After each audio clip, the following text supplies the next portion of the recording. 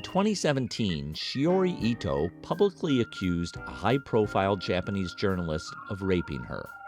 She undertakes her own investigation of the case in her film Box Diaries.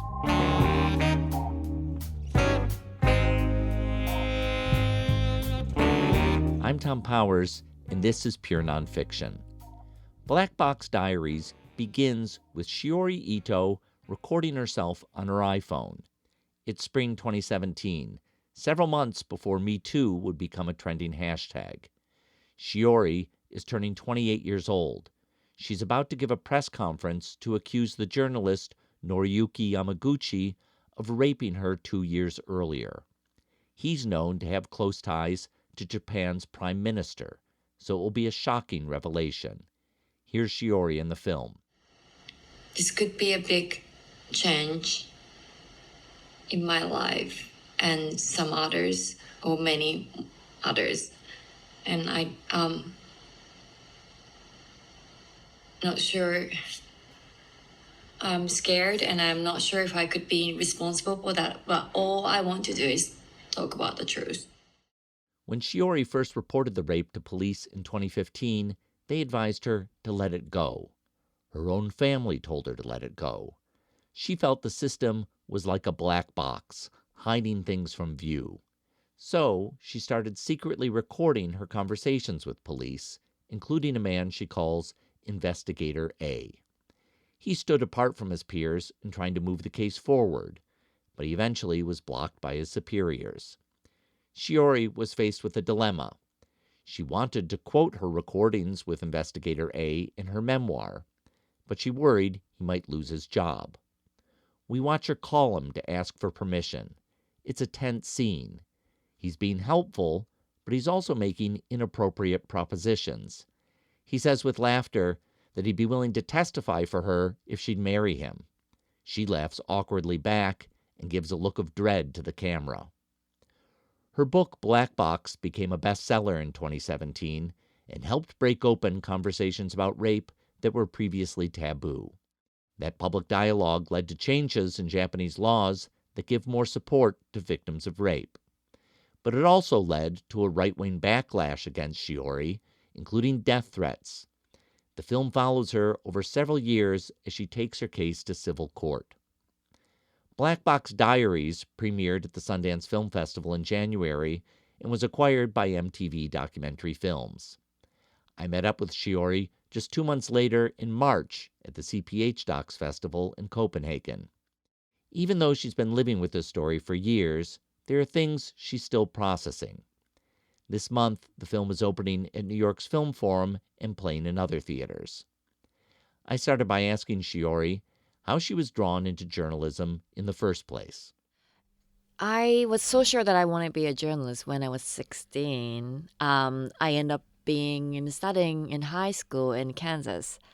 And I just had to, I had a completely, had no idea where Kansas was. And of course, my classmate in Kansas was. How did Kansas wind up being the place? I know. Well, it was like a exchange year program, and I had like a volunteer host family, which was amazing. But I put on my resume, on my profile, saying I love nature, I love animals. So yeah, the people who saw that was like, yeah, all right, girl. Kansas. So yeah, I remember first weekend was like rodeo day, and wow. So, and I grew up dreaming about, Laguna Beach and OC, and I thought that was all about America. Nope. And so I had to just keep describing, I'm not part of China. That's what was questioned. Oh, Japan, cool. Which part of China are you from, So, and I realized most of my classmates never left Kansas as well. Mm-hmm. So it started feeling a bit scary what kind of information, how information can shape the idea and, how they think. So I start watching news, and that was the start. And I knew that, that's what I want to do and I'm really ADHD too, so I just needed to move around and talk to people. So I thought, great, this is a perfect, dream that I can do. Did you have any vision of a particular kind of news that you wanted to be doing? Yes, I actually want to be a photojournalist to start with. So in when I entered university, I studied photography and journalism. But when I started my work back in 2017 as an intern at Reuters, they just didn't have opening for photojournalists. So I started doing video journalism, and that's how I got into filming. So this horrible thing happens to you in 2015. You go to the police. You're not getting any the help you want there. You decide in 2017, spring 2017, which I think is a meaningful date considering later on in 2017 this became a much bigger news story.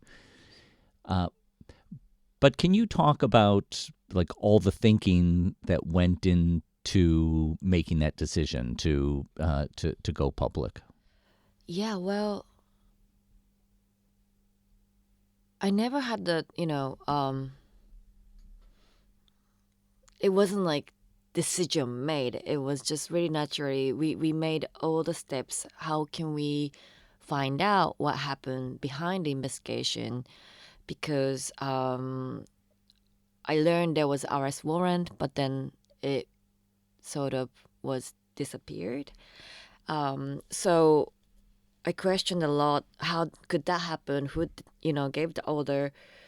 The more I learned, I realized as a victim who made a report, but also as a journalist, it was quite hard to reach to find out. So I kind of wanted, call out other journalists if they can find out what's going on. So I was wishing to do that, and so I decided to go public. And also, I was scared for myself what could happen if they can just erase the arrest warrant, what could happen in my life. So to be public, I thought that could be safer for myself as well, in a way. It's pretty clear in the film that it wasn't that there were other pressures on you, pressures inside your own family who were second guessing whether you should do this or how you should do this, and so can you talk about how you handled that pressure, how you came to a decision despite maybe hearing from lots of people this is a bad idea? Yeah, well, it was scary. We have this saying in Japanese called Kiyozumi dera kara ochiru. Maybe I'm wrong, but it's like jumping off from this one of the highest located temple, Uh-huh. and in Kyoto, and that's how I felt. And I didn't know where I would land or if I would survive, but I just had to, find out what's gonna happen. And for me, I felt like already my personal life was a bit like more, I don't know, hopeless in a way. But I believed in storytelling and journalism, so that I couldn't never give up or lose the hope. So I was hoping. Can you elaborate what you mean when you say you felt your personal life was hopeless? Yeah, because it was. I didn't want to believe it, but once I made a report to police, they said, if you do that, your career would be over. You won't be able to work anymore in whatever you wanted to do in this industry, because the person who did these horrible things to me was really powerful journalist. And so, which I didn't want to believe, but it wasn't just police saying, it was just also my family, other people kept telling me so. And more I go, I felt like if I go public in Japan, I'm sure it's different here. In Denmark, I've been talking to women here, and they have quite different perspective of gender, which is amazing. But in Japan, talking about sexual violence is such a shameful thing.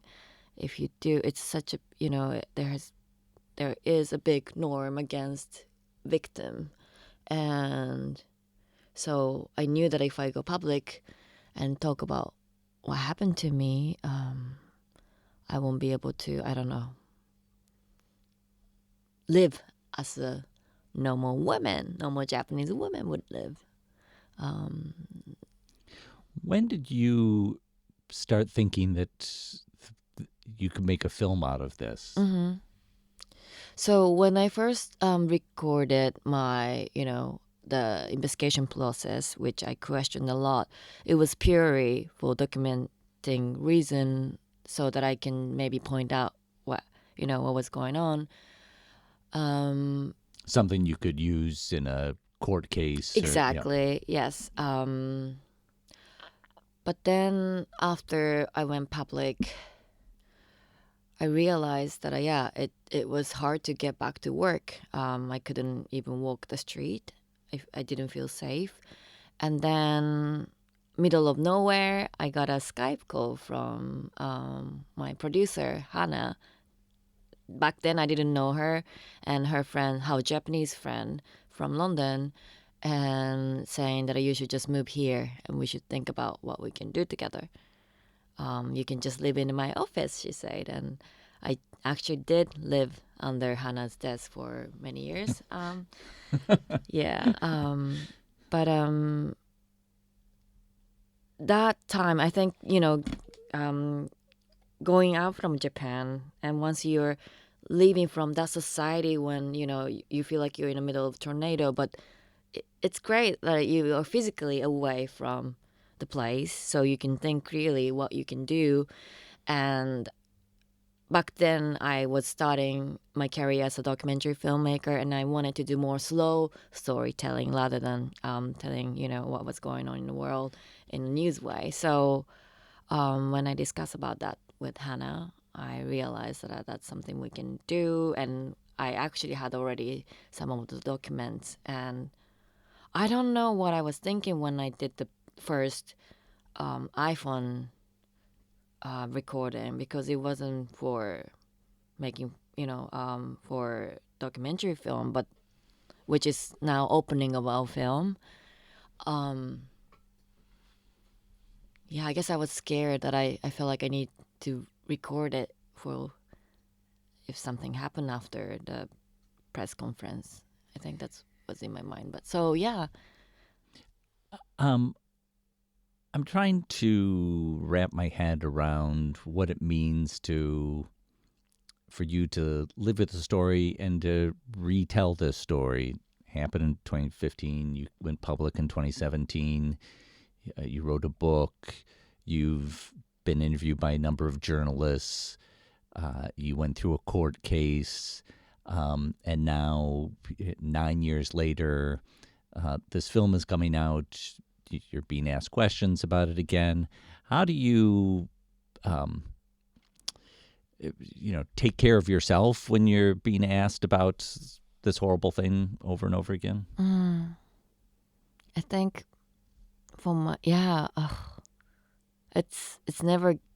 it's getting easier, but it's not easy. So I relied a lot on wine and my cat to survive. Well, wine, you said. Yeah, wine and cat. It's usually not the recommended. I know. So self-help please mechanism. let me know if there's any good way to survive or cope with. But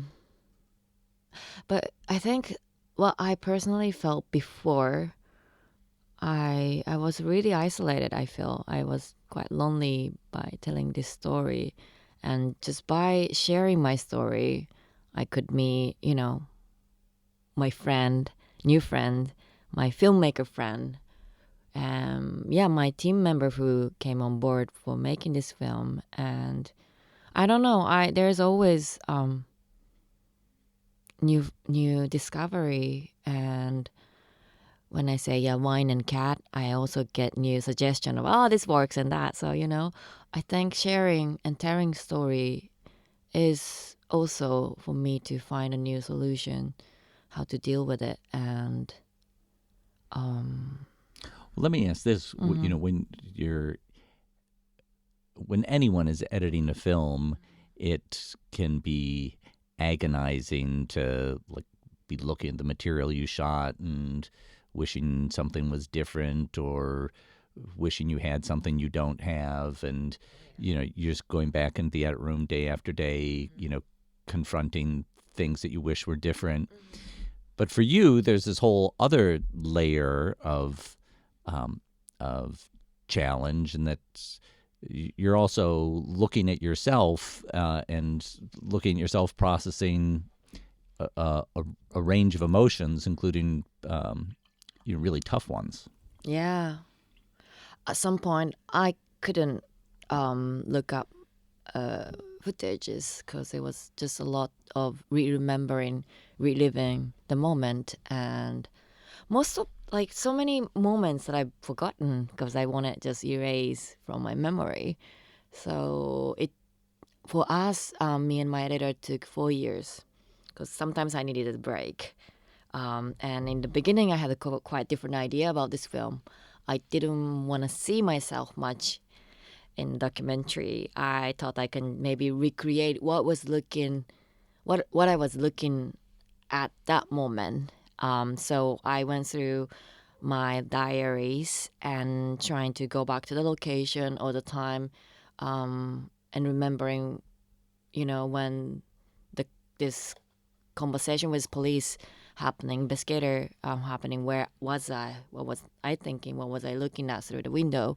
So I tried to go back and film by myself to film my personal point of view perspective. So, and I worked with also stop motion animator who could maybe recreate, I thought, my diary and nightmares.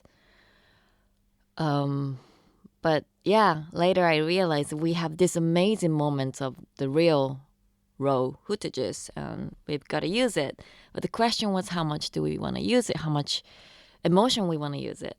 Because before, as a journalist, I thought I shouldn't put any emotion in it.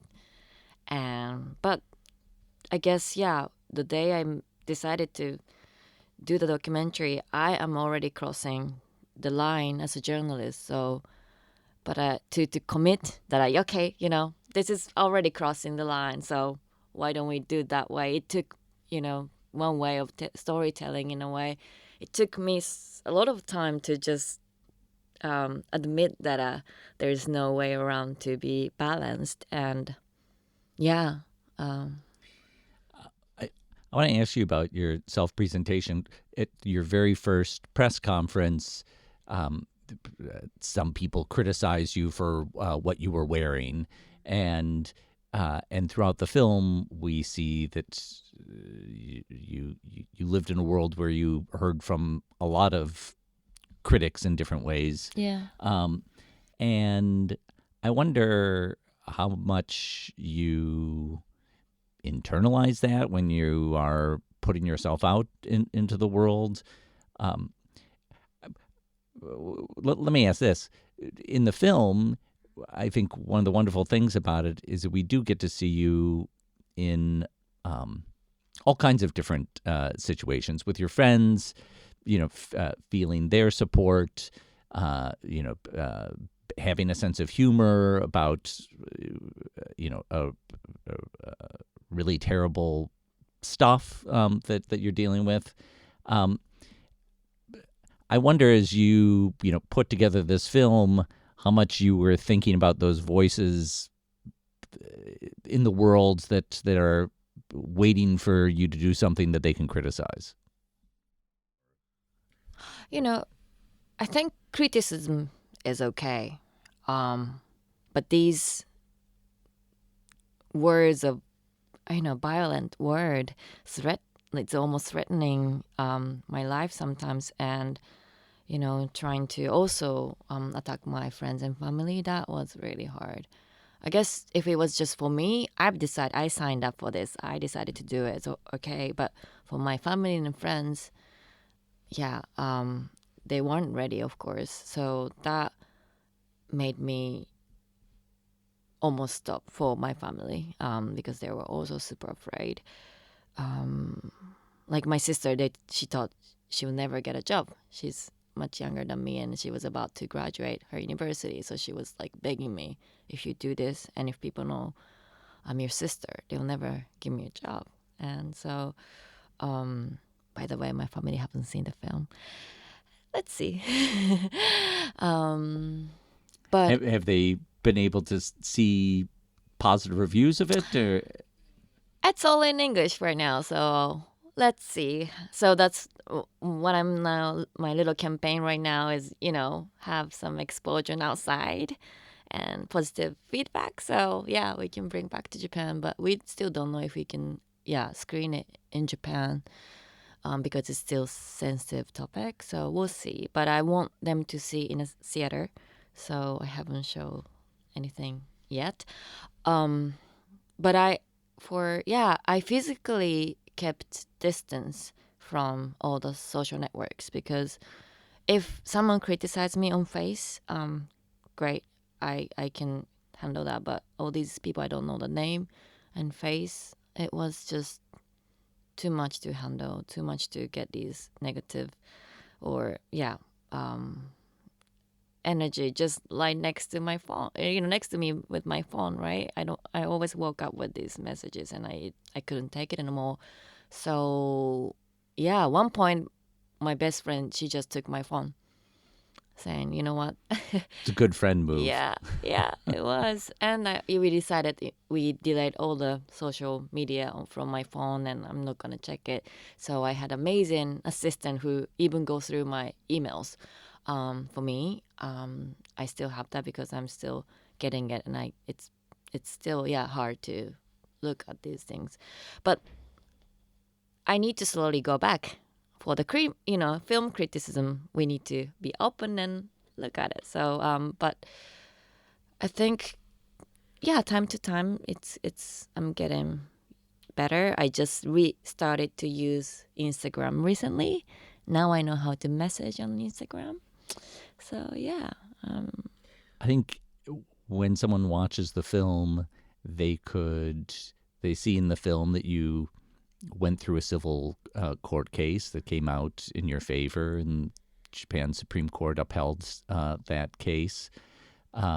And one could get the impression that, this this is done. You brought a case to trial, it came out in your favor, and maybe it gives a sense of closure in the film that that isn't exactly the way things work in real life.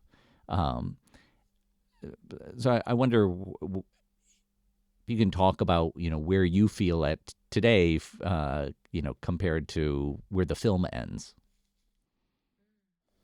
The film ends with my face looking out the window, and it was right after us hearing the result of the Supreme Court, and me and my best friend are just singing our favorite song, I Will Survive. I Will Survive. But I realized at some moment looking at the footage,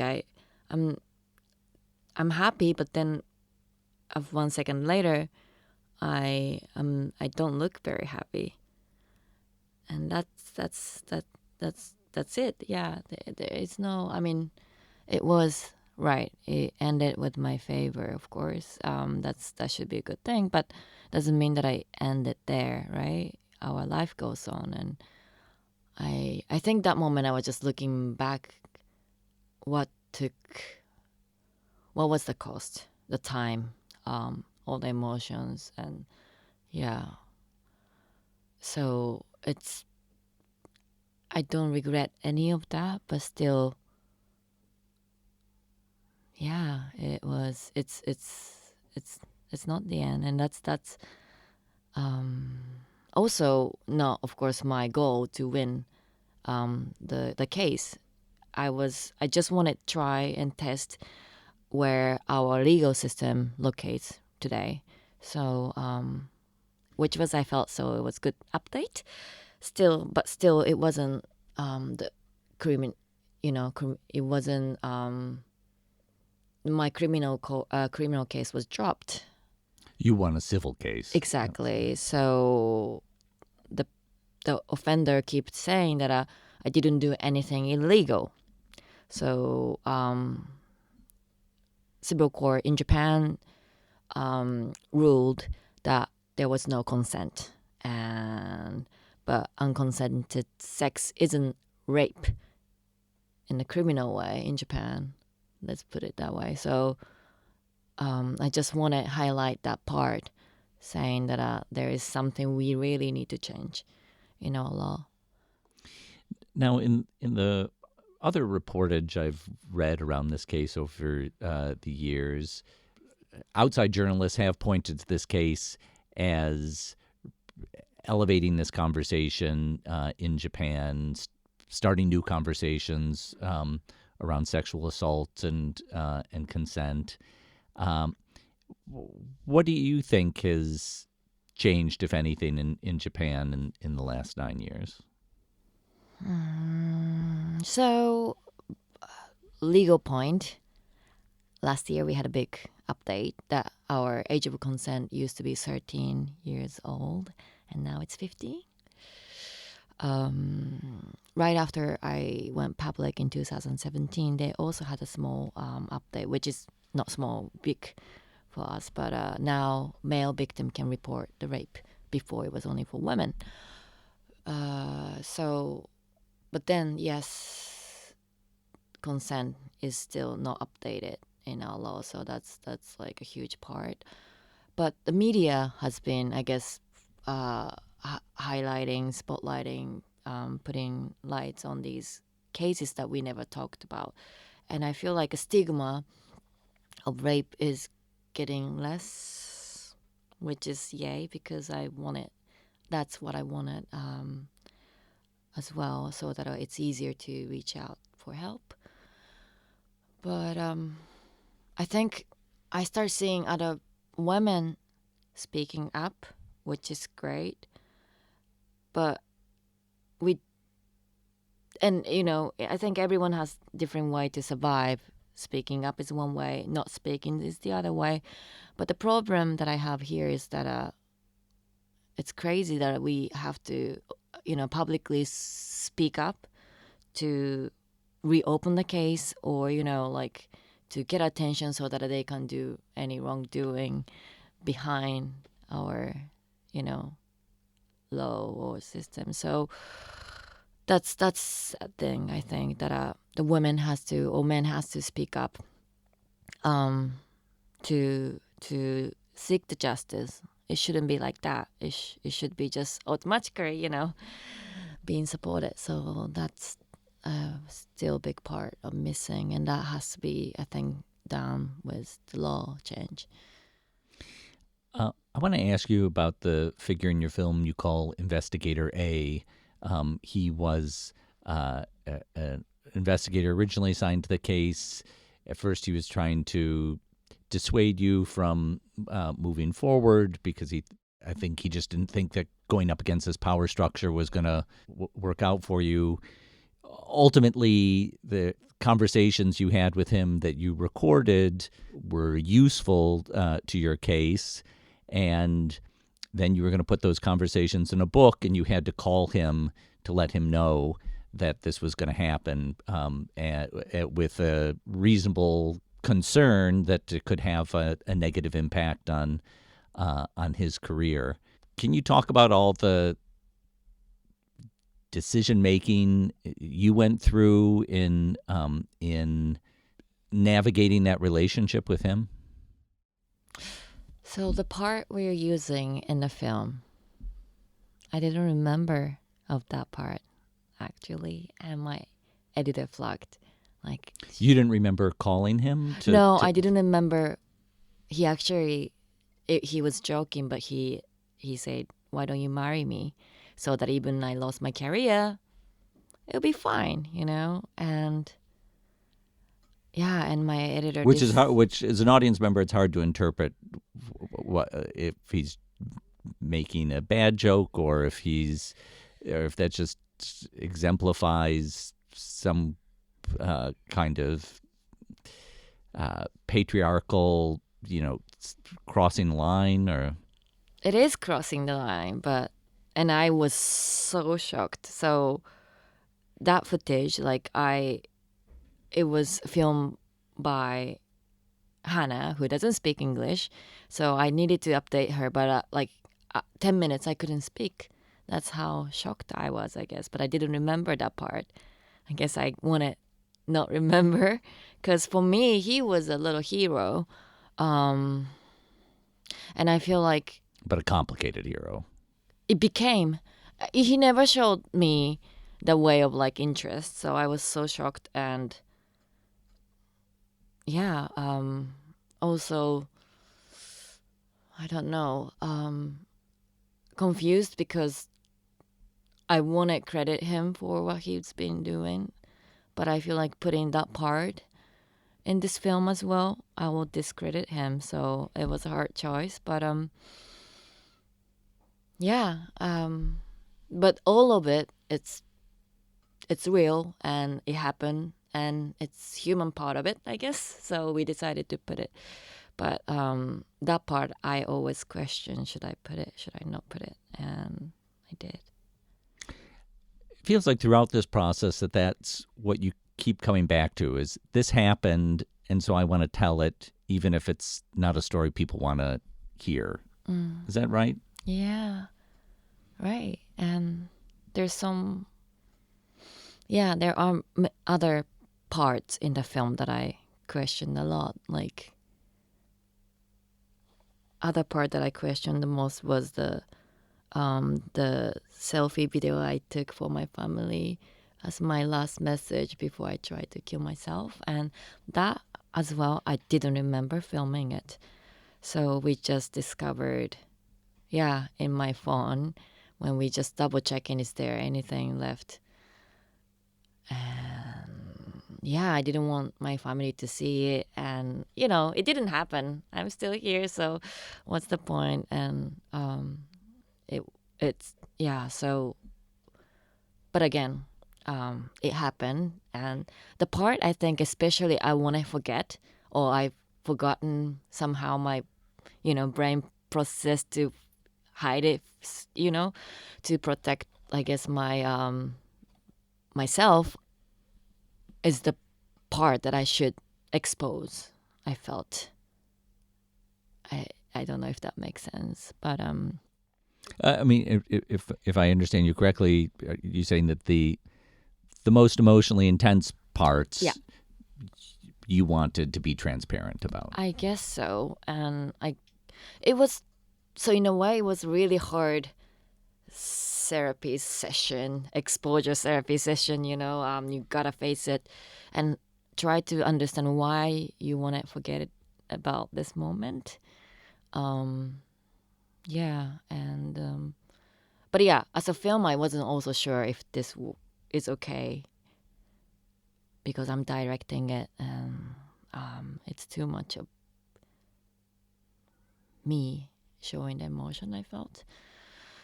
So I questioned a lot about this with my team, and it's great that I had an amazing team who understands what's going on in my head. So they never say no, but we always circle back to the conversation. And I wonder if you have advice for other journalists as they report these kinds of stories. Yeah, I think what I've done, anyone can do it, even you're not journalist.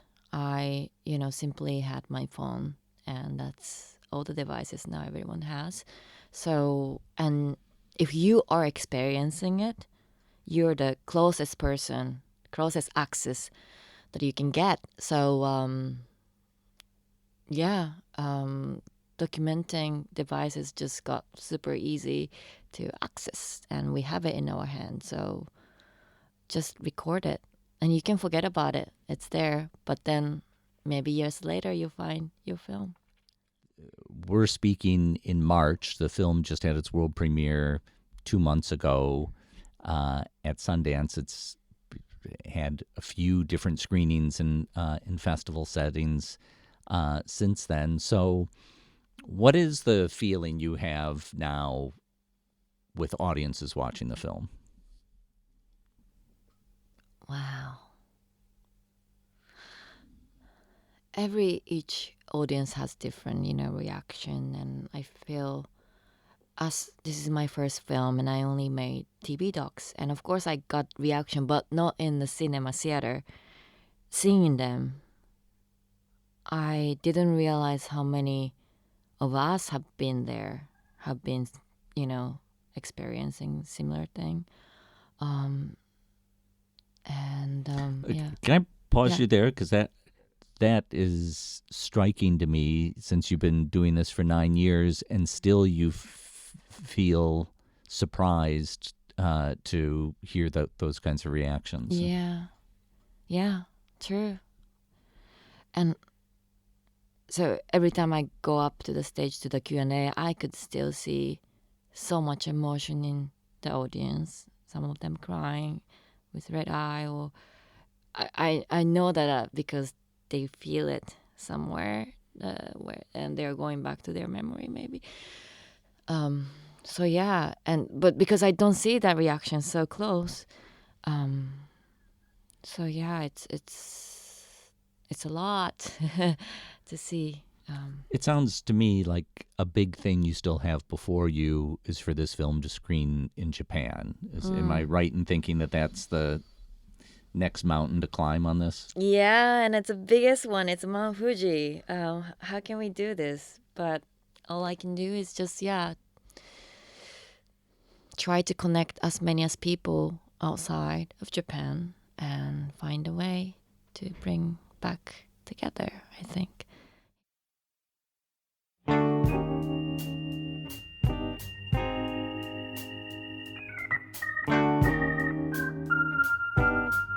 I want to thank Shiori Ito for speaking with me.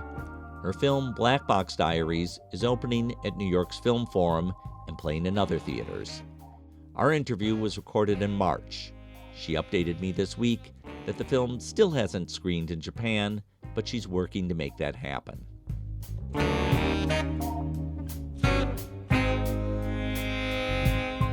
We have a newsletter called Doc Voices, written by Bella Racklin. You can find it by searching on Substack for Pure Nonfiction. If you want to advertise to our 40,000 readers, send an email to listen@purenonfiction.net. Thanks to our team, series producer Hannah Nordenswan and web designer Cross Strategy. Our theme music is composed by Andre Williams, and our executive producer is Raphaela Nehausen. I'm Thom Powers. Follow us on Instagram and visit our website at purenonfiction.net.